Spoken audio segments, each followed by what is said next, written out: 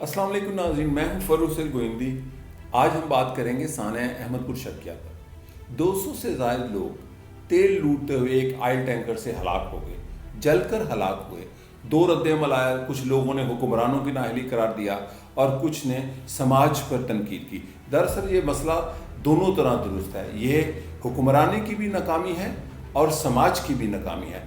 रियासत भी नाकाम है और समाज बिखरता जा रहा है। मैं एक अरसे से कह रहा हूँ कि जब रियासतें बिखर जाती हैं तो बन जाती हैं। ऑस्ट्रो हंगेरियन एम्पायर एक बहुत बड़ी रियासत थी, बिखर गई, लेकिन कौम और समाज जिंदा था। सोवियत यूनियन एक बहुत बड़ी एम्पायर थी, बिखर गई, लेकिन रूसी जिंदा थे।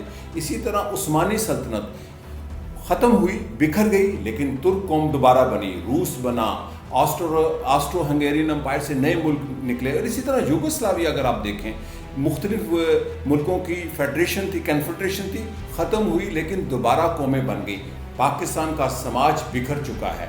ऐसा समाज जहाँ पर ज़रा आप देखें कि एक तरफ पैदावार करने वाले हैं और एक तरफ पैदावार लूटने वाले हैं जो हुक्मरान हैं। लोग कहते हैं हुक्मरान नाकाम हुए, मैं कहता हूँ हुक्मरान कामयाब हुए, लूटने में कामयाब हैं। पाकिस्तान में हर साल 1.5 लाख लोग हेपेटाइटिस से मरते हैं। पाकिस्तान में जो लिटरेसी रेट है, शरह तालीम 2% कम हुआ है। पाकिस्तान जिसको एक सिक्योरिटी स्टेट बनाने का यहाँ पर रूलिंग क्लास का एक मंसूबा है, जब तक वो पाकिस्तान को एक वेलफेयर स्टेट नहीं बनाएंगे, जब तक तालीम को आम नहीं करेंगे, तब तक समाज नहीं बनेगा। पाकिस्तानी समाज एक बिखरता समाज है। और मैंने इस मौजू पर एक किताब लिखी थी जिसमें मुख्तलिफ तहरीरें हैं बिखरता समाज के नाम से। ये समाज का फेलियर किसका फेलियर है? ये फेलियर है यहाँ के निज़ाम का, यहाँ की रियासत का और यहाँ के दानिश्वरों का। दानिश्वर ही पूरी दुनिया में इंकलाब बर्पा करते हैं। कौमों की तामीर, तो कौमों की तरबियत दानिश्वर तबका, कौन? शायर, अदीब, उस्ताद, खतीब, मजहबी स्कॉलर, पॉलिटिकल स्कॉलर। ये फेलियर हुआ है एक सोसाइटी का, एक बिखरा हुआ समाज है, लूट मार और तमाशबीनी का समाज। यकीनन रियासत जब तक इस समाज के बुनियादी जो मकासद है तय नहीं करेगी, वो क्या हो सकते हैं? तालीम को आम किया जाए और पाकिस्तान का निज़ाम बदलना सिर्फ 2 नुक्तों में है। बेज़मीनों को ज़मीन दे दो, बेतालीम को तालीम दे दो, बाकी वो अपने हकूक़ खुद लेंगे।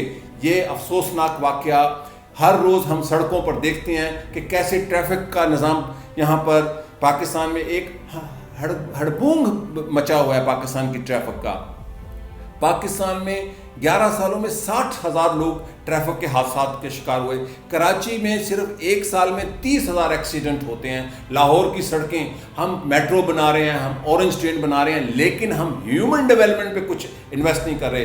जो समाज अपनी ह्यूमन डेवलपमेंट पे इन्वेस्ट नहीं करता, तालीम पर इन्वेस्टमेंट नहीं करता, वो समाज बिखर जाता है। आज पाकिस्तान को एक नया समाज बनाने की ज़रूरत है, एक नई रियासत। ये दोनों जुड़े हुए हैं। इस पर हम किसी एक लीडर को, एक जमात को तनकीद का निशाना नहीं, इस सारे निज़ाम को जो इस समाज को बनाए हुए है, जो तबाही का समाज है, जो लूट मार और तमाशबीनी का समाज है। लोगों को उनका बुनियादी हक तालीम दे दो तो आप देखें कि ये समाज कैसे बनता है। पाकिस्तान को अगर आप एक तरक्की याफ्ता पाकिस्तान देखना चाहते हैं तो लोगों की ज़हनी, इल्मी, फ़िक्री तरक्की के बगैर पाकिस्तान तरक्की नहीं कर सकता।